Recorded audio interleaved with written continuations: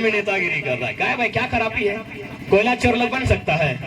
यहाँ लोग एक साथ बैठकर भोजन नहीं करते हैं तो देश के लिए लड़ना तो दूर की बात है, लेकिन जो खेल का मैदान होता है, आप कभी भी नोटिस कीजिएगा, वो किस जाति का है, किस मजहब का है, कोई मतलब नहीं है, लेकिन यदि हाफ टाइम वो खिलाड़ी बाहर आता है तो अपनी बदबूदार जर्सी को अगला खिलाड़ी को सौंप के आता है।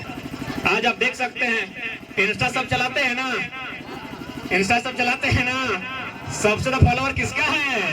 मोदी का? नहीं। बाइडेन का? नहीं। किसका है? CR7 Ronaldo. और था पता है मेजर ध्यानचंद का? उन्होंने कहा, सुनिए ना श्रीमान, मुझे भारत देश से खेलते हुए एक 12वें खिलाड़ी के रूप में जो आनंद आएगा, आपकी जर्मनी का कैप्टन बनकर नहीं आएगा। उस समय ओलंपिक्स होता था, अभी वर्ल्ड कप भी चलने लगा है, और उस समय भारत का मुकाबला ओलंपिक हॉकी के फाइनल में जर्मनी से था। भारतीय टीम का मुकाबला ओलंपिक के फाइनल में, हॉकी का जो फाइनल होता है उसमें इंडिया वर्सेस जर्मनी का मैच था, और कहा? बर्लिन में, यानी जर्मनी की राजधानी बर्लिन में। और चीफ गेस्ट कौन था? एडोल्फ हिटलर, दुनिया का सबसे पावरफुल, माने सबसे दबंग इंसान उस समय चीफ गेस्ट था। अखबारों की सुर्खियों में था कि इंडिया बुरी तरह पिटेगा, दीवालों में लिखा था कि जर्मनी के मांद में आकर इंडिया बुरी तरह हार के जाएगा, लेकिन मैदान की कहानी कुछ और थी। भारत ने एक तरफा मुकाबले में जर्मनी को हराया था, जिसमें मेजर ध्यानचंद उस मैच के हीरो थे। तो जब मैच समाप्त हुआ तो जो चीफ गेस्ट थे हिटलर साहब, वो चले गए मेजर ध्यानचंद के पास, क्योंकि हिटलर का मानना था कि दुनिया का नंबर 1 इंजीनियर जर्मनी में रहना चाहिए, दुनिया का नंबर 1 डॉक्टर जर्मनी में रहना चाहिए, दुनिया का नंबर 1 साइंटिस्ट जर्मनी में होना चाहिए। तो दुनिया का नंबर 1 हॉकी प्लेयर इंडिया में क्या कर रहा है? उन्होंने जाकर मेजर ध्यानचंद को एक प्रस्ताव दिया कि मेजर, तुम भारत से क्यों खेलते हो? भारत तो एक गुलाम कंट्री है, क्योंकि 36 की हम बात कर रहे हैं, 1936 में भारत अंग्रेजों के अधीन था। तो मेजर ध्यानचंद को जाकर हिटलर ने कहा कि तुम भारत से क्यों खेलते हो यार? इंडिया तो एक गुलाम कंट्री है, कभी आजाद भी होगा कि नहीं?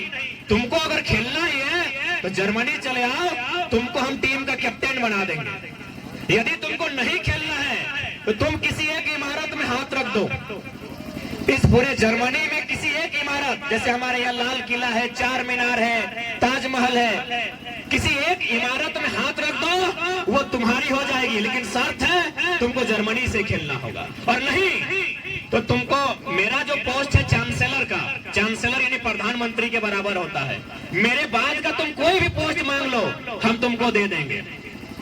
मेजर ध्यानचंद को ये प्रस्ताव कौन दे रहा है?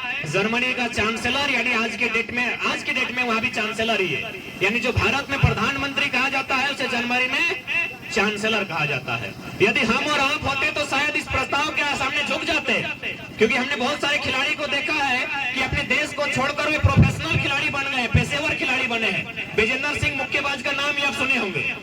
तो ठीक उसी प्रकार जब मेजर ध्यानचंद के सामने ये ऑफर आया था तो शायद बिक जाना चाहिए था, लोगों को लगता है कोई इतना बड़ा ऑफर, लेकिन क्या उत्तर था पता है मेजर ध्यानचंद का? उन्होंने कहा, सुनिए ना श्रीमान, मुझे भारत देश से खेलते हुए एक 12वें खिलाड़ी के रूप में जो आनंद आएगा, आपकी जर्मनी का कैप्टन बनकर नहीं आएगा। मुझे भारत देश में एक कुली बनकर काम करने में जो आनंद आएगा, आपके देश का कलेक्टर बनकर नहीं आएगा।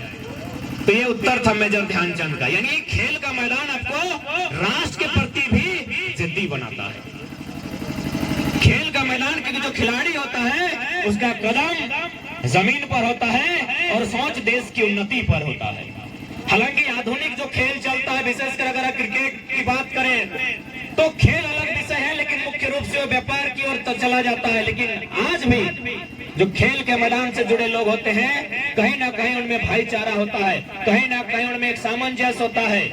आपको याद होगा देश के महान संत स्वामी विवेकानंद, देश के महान संत स्वामी विवेकानंद कहते थे कि भारत के युवाओं को फुटबॉल खेलना चाहिए। क्योंकि खेल की बात की है तो फुटबॉल से सारा खेल को इंक्लूड कर ले, क्योंकि उस समय उतना सारा खेल नहीं था। भारत के महान संत विवेकानंद युवाओं से कहते थे कि युवाओं तुम्हें फुटबॉल खेलना चाहिए, यदि तुम फुटबॉल खेलोगे तो भारत को आजाद कराने में आसानी निशानी होगी। क्या तर्क हो सकता है इसके पीछे कि भारत के युवाओं को फुटबॉल खेलने के रहे महान संत विवेकानंद, क्या तर्क होना चाहिए? अभी फुटबॉल खेलने से आजादी मिलेगी, उनका मानना है कि फुटबॉल खेलने से भारत को आजादी मिलेगी। क्या तर्क है पता है? न भारत देश आज भी कंडीशन है, और हम तो 100 साल पहले की बात कर रहे हैं, जाति धर्म मजहब के नाम से बटा हुआ देश। यहाँ लोग एक साथ बैठकर भोजन नहीं करते हैं, तो देश के लिए लड़ना तो दूर की बात है। लेकिन जो खेल का मैदान होता है, आप कभी भी नोटिस कीजिएगा, वो किस जाति का है किस मजहब का है कोई मतलब नहीं है, लेकिन यदि हाफ टाइम वो खिलाड़ी बाहर आता है तो अपनी बदबूदार जर्सी को अगला खिलाड़ी को सौंप के आता है। कभी भी आप नोटिस कीजिएगा। और विवेकानंद जो खेल की बात कही थी, वह नेशनल प्लेयर को नहीं कहा था, गांव के गलियों में, चौराहे में, खेतों में, पगडंडियों में, खेल के मैदानों में खेलने वाले नौजवानों से कहा था फुटबॉल खेलो, देश को आजादी मिलेगी। यानी कनेक्टिविटी होगी, आपसी सामंजस्य होगा। और आज भी मैं अगर अपना व्यक्तिगत उदाहरण दूं, यदि आज और ये हम नहीं, पिछला जो विधानसभा का सत्र था, जो अंतिम दिन था विधानसभा के भीतर, देखिएगा मुख्यमंत्री कहते हुए नजर आए हैं कि एक फुटबॉल खेलने वाला नेता बनता है। एक्चुअली डायरेक्ट हमें को कहे हैं। आप रिपीट कीजिएगा, उनका साल भर जो बजट सत्र चल रहा था, बजट सत्र के अंतिम दिन जो मुख्यमंत्री ने बात को रखा था कि फुटबॉल खेलने वाला, फुटबॉल के मैदान में भाषण देने वाला आज राज्य में नेतागिरी कर रहा है। क्या भाई, क्या खराबी है? कोयला चोर लोग बन सकता है? तो इनडायरेक्ट रूप से उन्होंने मुझे कहा था, क्योंकि मुख्यमंत्री डायरेक्ट नाम लेंगे तो और हीरो बन जाते हैं, तो इसलिए this is the power of a sport person. इसलिए मैं भी आपको यही संदेश दूंगा कि आप नौजवान हैं, खेल बहुत कुछ सिखाती है, खेल आपको अनुशासन सिखाती है। आज भी बगल में ही इतने स्कूल कॉलेज से, लेकिन खेल के मैदान में जो अनुशासन दिखता है, कभी कभी खासकर जो गवर्नमेंट के स्कूल है, बुरा मानने वाली बात नहीं है, लेकिन वहाँ खेल के मैदान की अपेक्षा कुछ अनुशासन कम ही दिखता है। आप चले जाइए, कोचेस जो उनको शब्द कहते हैं, भैया जूता दोनों अगर एक रंग का तो एक रंग का, आप स्कूल चले जाइए 10 को में 2 को चप्पल में मिल जाएगा। यानी खेल का मैदान का एक इंसान के जीवन में, उसके स्ट्रगल में, उसके डिसिप्लिन मेंटेन में बहुत बड़ा रोल होता है। और खासकर चूंकि हम लोग झारखंडी लोग हैं, हमारा मैक्सिमम टारगेट होता है डिफेंस की नौकरियां। यहाँ देख पा रहे हैं जैसे कि पुलिस जवान के साथी लोग भी आए हैं, तो जाहिर सी बात है ये लोग स्पोर्ट्स पर्सन है। एक तो दीदीगण भी दिख रही है, तो ये लोग स्पोर्ट्स पर्सन है। इसलिए हम लोग जो भी लोग हैं स्पोर्ट्स के साथ नाता रखिएगा।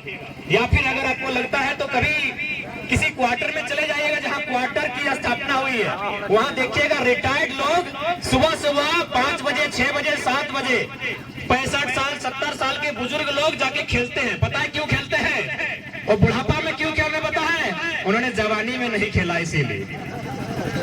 बुढ़ापा में सिर्फ नौकरी पे ध्यान था, शरीर फूल गया, पेट फूल गया, तो डॉक्टर बोला जिंदा रहना है तो दौड़ो। तो भाई बुढ़ापा में क्यों दौड़ना? अभी से प्रतिदिन एक रूटीन रखिए, प्रत्येक दिन थोड़ा थोड़ा जरूर दौड़िए, किसी न किसी आउटडोर गेम का हिस्सा जरूर रहिए। और जहां तक स्पोर्ट्स आपके अंदर एक स्पिरिट तैयार करता है, जो काम दुनिया में कोई ना करने लगे, एक स्पोर्ट्स पर्सन उस कार्य को करने में सामर्थ्य रखता है। क्योंकि जो बार बार जीत हार, स्ट्रगल, मैदान, मौसम कहीं ना कुछ जज्बाती और जुनूनी बनाती है। मैं इस पर एक उदाहरण पुनः देना चाहूंगा, और वो भी बहुत बड़ा उदाहरण दूंगा। अपने वर्ल्ड कप तो जानते हैं, भारत में क्रिकेट पॉपुलर है, हालांकि राष्ट्रीय खेल हॉकी है, लेकिन पॉपुलर क्रिकेट है। तो पहली बार भारत को वर्ल्ड कप का खिताब किसने दिलाया था, क्या आपको याद है? क्रिकेट, फुटबॉल तो इंडिया जीता ही नहीं है, वर्ल्ड कप खेला ही नहीं, तो फुटबॉल कैसे होगा? कपिल देव। भारत को पहला वर्ल्ड कप का खिताब कपिल देव ने दिलाया था। 26 जून लॉर्ड्स का मैदान 1983। लेकिन वो समय और वर्ल्ड कप मायने नहीं है, उनका जो जीत था वो मायने है। मैं वो बताऊंगा। इंडिया की टीम ने पहले बैटिंग करते हुए मात्र 183 रन बनाए थे। 183 रन आपको समझ में आ रहा है? आज के डेट में रोहित शर्मा कह रहे 264 बना देते हैं, यानी 183 रन। अभी कितना, 50 ओवर के खेल में नहीं, उस समय 60 ओवर का होता था, यानी 60 बॉल एक्स्ट्रा, यानी 360 बॉल में इंडिया ने बनाया मात्र 183 आधा। यानी आराम से खेल के इंडिया हार सकता था। अगर अगला टीम अच्छा से खेलता, एक बॉल के बाद 1 रन बनाता, तो 1 ओवर में 3 रन बनाना था, आराम से इंडिया हार जाता। और जैसा कि मेरे गांव के लोग कहते हैं, उस समय टेलीविजन नहीं था, उस समय लोग ट्रांजिस्टर अथवा रेडियो में सुनते थे।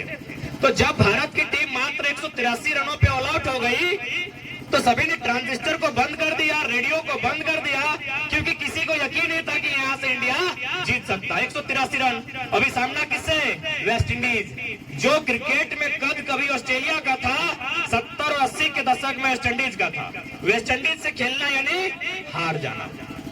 अरे उतना तो दूर की बात है, उस समय सुनील गावस्कर, संदीप पाटिल, रोजर बिन्नी, कुछ खिलाड़ी थे 6-7 जिनका शादी हुआ था। इंग्लैंड की जो गवर्नमेंट है, उन्होंने उनको हौसला अफजाई के लिए फ्री में टिकट दिया था कि आप लोग आइए, पहली बार इंडिया की टीम वर्ल्ड कप का फाइनल खेल रही है, अभी वेस्ट इंडीज से, तो आके थोड़ा सपोर्ट कीजिए, क्योंकि अर्धांगिनी को आधा अंग कहा जाता है। यदि आप लोग आके सपोर्ट कीजिएगा तो इंडिया का मनोबल थोड़ा ऊंचा रहेगा।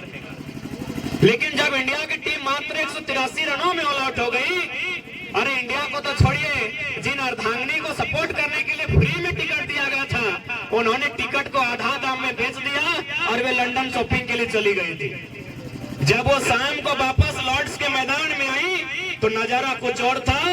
22 साल के युवा कप्तान कपिल देव के हाथों में उस समय दुनिया की क्रिकेट की सबसे बड़ी ट्रॉफी कपिल देव के हाथों में थी। हिंदुस्तानी भी हार मान चुके थे, इंडिया नहीं जीतेगा। अर्धांगिनी, जिन्हें आधा अंग कहा जाता है, उन्होंने मान लिया था कि इंडिया नहीं जीतेगा, लेकिन कपिल देव के लड़ाकों ने करके दिखाया, क्योंकि उनका दिल कहता था जीतेंगे। तो ये होता है खेल और एक खिलाड़ी। जब दुनिया आपको माइनस करे, वो अकेले प्लस करने के लिए जाता है। तो इसलिए मेरा मानना है, हम भी एक स्पोर्ट्स पर्सन रहे हैं, फुटबॉल और क्रिकेट के तो बड़े अच्छे खिलाड़ी रहे, बहुत सारी ट्रॉफियां हम लोगों ने जीती है। तो मैं एक स्पोर्ट्स पर्सन होने के नाते, और दुनिया के चूंकि स्पोर्ट्स के कारण ही हम लोग यहाँ तक आए, हमारे चाहे बात करने का लहजा हो, तो कहीं ना कहीं हमने स्टडी किया है, एक स्पोर्ट्स पर्सन का बहुत महत्व होता है। आज आप देख सकते हैं, इंस्टा सब चलाते हैं ना, इंस्टा सब चलाते हैं ना, सबसे तो फॉलोअर किसका है? मोदी का? नहीं। बाइडेन का? नहीं। किसका है? CR7, Ronaldo. कौन है? Sport person. विराट कोहली नहीं आई यहाँ पर। तो इसलिए एक स्पोर्ट पर्सन अपने आप में एक यूनिक पर्सन होता है। आप किसी न किसी स्पोर्ट्स का हिस्सा जरूर बनिए।